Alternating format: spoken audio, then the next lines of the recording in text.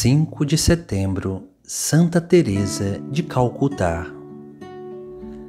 Madre Teresa nasceu em 26 de agosto de 1910, em Skopje, na Macedônia do Norte. Recebeu o nome de Inês. Quando o pai, Nicolás, morreu repentinamente, a família passou por um momento de grandes dificuldades econômicas. A mãe, Drane, foi boa em criar Inês e seus 4 irmãos com firmeza e amor, orientando sua formação religiosa. Inês também encontrou apoio na vivacidade da paróquia do Sagrado Coração, dirigida pelos jesuítas, na qual esteve ativamente envolvida. Aos 18 anos de idade, com vontade de ser missionária, deixou a casa e os pais rumo à Irlanda, onde foi recebida com o nome de Irmã Maria Teresa, no Instituto das Irmãs de Loreto. Poucos meses depois, foi enviada para a Índia, para Calcutá, onde completou a formação para a vida religiosa, fazendo primeiro os votos temporários, depois os perpétuos, e entrando nas atividades do Instituto até se tornar, em 1944, diretora de uma escola. Ela passou os primeiros 20 anos da sua vida religiosa assim, sem sobressaltos, ensinando as meninas, desenvolvendo também uma forte espiritualidade própria, que tinha como força a oração e o amor pelas irmãs e as alunas.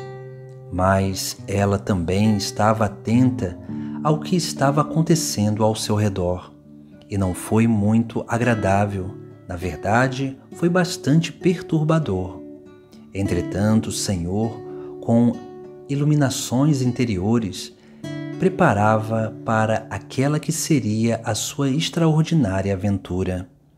No centro das revelações estava precisamente o que preocupava Madre Teresa: a absoluta indiferença do povo para com os pobres, que definhavam em grande número nas favelas e nas ruas da cidade.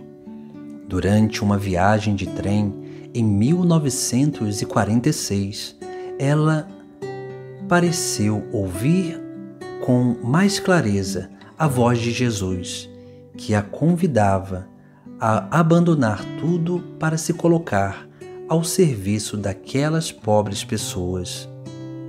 Madre Teresa aceitou o convite e marcou aquele episódio que mudaria a sua vida como o dia da decisão.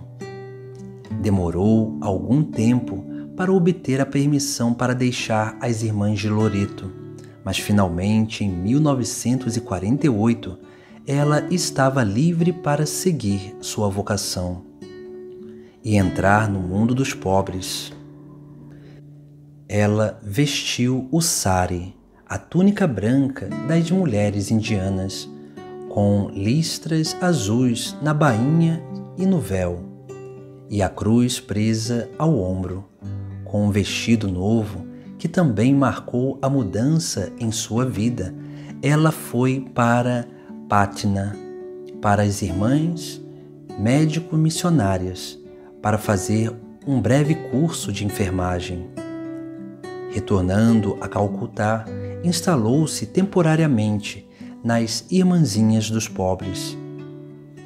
Em 21 de dezembro de 1948, foi pela primeira vez à periferia. Visitou famílias, lavou feridas de crianças, cuidou de um idoso doente que estava caído na estrada. Ela também encontrou uma mulher moribunda deitada na calçada. Ela estava tão fraca que ratos e formigas roíam seu corpo. Ela estava lá há dias esperando a morte, mas ninguém a resgatou. Madre Teresa apanhou-a e levou-a para o hospital próximo, onde lhe disseram que estava demasiado doente e demasiado pobre para ser tratada. A cidade de Calcutá estava cheia de pessoas assim, pobres e miseráveis nas ruas. Teresa entendeu que não podia ficar mais parada olhando. Tinha que fazer alguma coisa. Ela pediu e foi concedida para ocupar parte de um antigo templo hindu que se tornara um covil de mendigos e criminosos de todos os tipos. E este lugar, Madre Teresa irá transformá-la na primeira casa dos moribundos. Assim, os pobres e miseráveis tornaram-se a terra de missão de Madre Teresa. E no decorrer do tempo, outras mulheres decidiram seguir Madre Teresa. E juntas deram a vida à Congregação das Missionárias da Caridade, que em 7 de outubro de 1950 foi oficialmente reconhecida na Arquidiocese de Calcutá e em fevereiro de 1965 passou a ter direito pontifício. No início da década de 1960, começou a imigração das missionárias da caridade para as outras regiões da Índia. Posteriormente, encorajadas especialmente por Paulo VI, abriram uma casa na Venezuela. Conseguiram-se numerosas outras fundações em todas as partes do mundo, onde quer que houvesse pobres abandonados, aos quais pudessem ser levadas a ajuda e o conforto da solidariedade fraterna e a certeza de que Deus os amava. Na década de 1980, depois da queda das várias cortinas de ferro, Madre Teresa abriu também casas missionárias em países comunistas, incluindo a ex-União Soviética, a Albânia e Cuba. Foi a primeira a colocar freiras em hospitais soviéticos após a explosão de Chernobyl e foi a primeira a pisar na Albânia, quando o país ainda estava sob o regime comunista. Até no Vaticano, na casa do Papa, ela abriu um refeitório. Madre Teresa uniu-se à primeira congregação com outras instituições, com as dos irmãos missionários da caridade, as irmãs e irmãos contemplativos, os padres missionários da caridade e grupos de colaboradores leigos. Tudo para melhor responder às necessidades dos pobres. Muito empenho em uma proliferação de iniciativas não poderiam passar despercebidos. As imagens destas pequenas mulheres que com o tempo se tornaram cada vez mais curvadas, envolta em branco saudável, curvada para confortar um moribundo ou para curar feridas infectadas, para acariciar crianças dilaceradas pelo abandono e pela indiferença, correram o mundo, despertando a admiração de tantas pessoas que passaram a se interessar por suas obras e por sua vida. Ao ouvir suas mensagens, todos se curvavam à sua sinceridade e à sua simplicidade. A admiração também se traduziu em prêmios importantes, como o Prêmio Indiano Padma Shri, concedido a ela em 1962, e o Prêmio Nobel da Paz, concedido a ela em 1979.